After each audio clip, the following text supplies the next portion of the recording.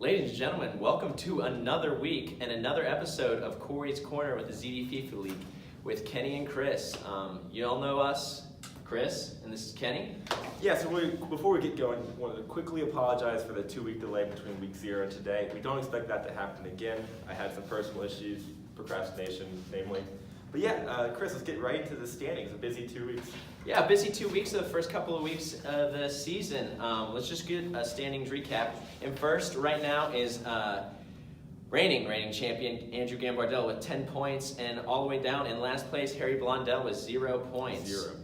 Reigning champion Chris Hoskins off to a shaky start with only 6 points and sitting in 4th place. Some notable results from the past 2 weeks. One notable upset that we'd like to shout out.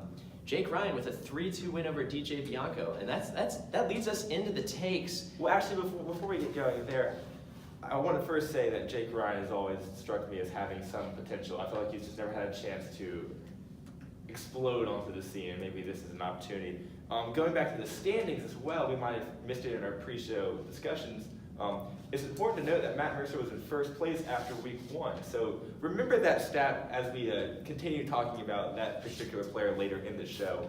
Week 1, first in the league.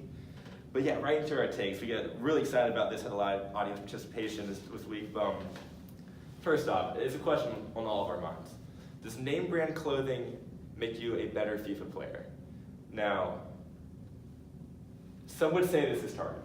I don't know who we're talking about here, but I have a supreme idea that somebody feels that they are being forcefully targeted by this take, and I would like to put this out there, clear the air. We're not talking about anything. Your duffel bag is cool. Yeah, we have to report the facts, and we're reporting an opinion here, but we need to say that it's kind of just facts. We have the word name brand here. We are talking loosely around the idea of Supreme. There could be other name brands that do make you a better FIFA player, but all in all, I'm going to say it, Chris. We haven't seen that Supreme makes you a better FIFA player. And it might be time to move on to different brands. Moving on, though, some Colton news. Yeah, so we've had some recent Colton drama, kind of like The Bachelor. We have, he's not really a bachelor, but it's all right. We're just going to skip that part. We're talking about Colton Corley here and his passion for FIFA. Now we know Colton is one of our most dedicated, most loyal managers in the ZD FIFA League, but there have been some rumors out there. So ready, I'm just going to put this out there, float it up to the top. Does Colton care more about Catan than he does about FIFA? Just that weighs heavy on the mind. Let that one boil on the back burner for a little bit. Whew. Well,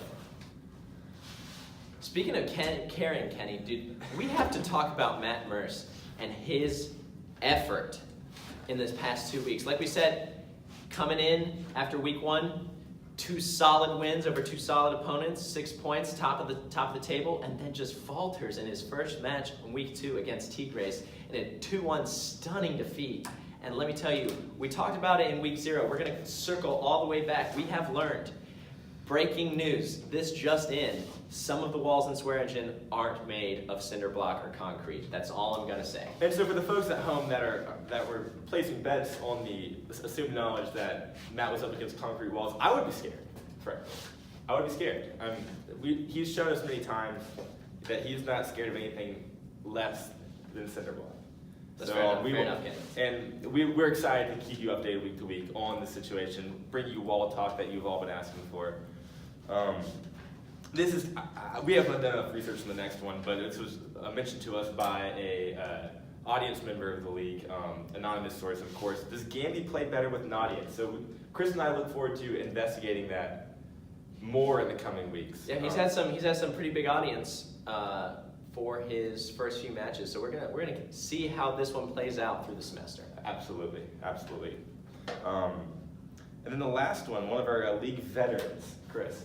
Yeah, so with the surprising upset last week, it has to be said, does DJ Bianco have a playoff win left in him? Now, we're giving him the benefit of doubt of making it to the playoffs, which I think that DJ will. I have faith in him to make it to the playoffs, but does he have that elusive playoff win left? has he lost that magic that he What could had it be? in fall? What was it? Fall 2017. We'll have to see what the semester does. All right, let's get to our team spotlight, Kenny. We are really excited to bring you this. As always, we are looking forward to giving you a spotlight on a different team from around the world that we have in our very diverse league. So today we're going to be talking about Wolves. Now, this is a tough one. I mean, there's a lot to say about Wolves. Yeah, a great team, but I think we should dive into it. Dive into the facts. Yeah, so the Arctic gray wolf is actually an apex predator, and you might be surprised. They were once on the endangered list in the United States, but they have a global population of upwards of 300,000, removing them from the endangered list. That's a big win for wolves. That's really interesting. If the audience isn't already aware of what a wolf is, and that's an interesting fact. I mean, think about how few words have different plurals. Yeah, that's Wolf, crazy. Wolves, Jesus, anti-fish.